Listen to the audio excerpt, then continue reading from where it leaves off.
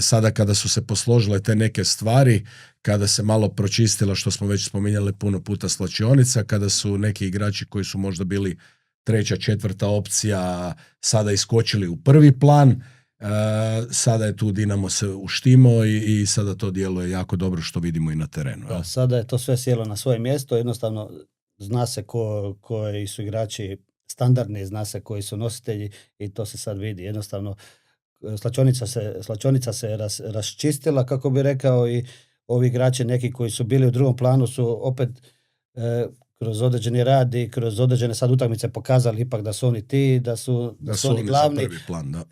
A do jučer su čak bili na izlaznim vratima, tipa Vidovića, tipa Stojkovića, tipa... Pa i Hođa u jesenskom dijelu i koji još tu Stojković je sad htio biti... Da, bili su na izlaznim vratima, a sad su glavni nositelji i stvarno prikazuju igre koje su zadovoljstvo za gledati. Da, ne znam baš da li Vidović bio na izlaznim vratima, ali ga se maknulo u totalno ali kad drugi nije igrao, plan. recimo u onom periodu jedno 6 utakmica nije ušao. Dovede neko pojačanje, a 6 utakmica nije nastupio ni minute. Šta to govori, nego da će vjerojatno na sljedećem prelaznom roku potražiti sreću u novom klubu.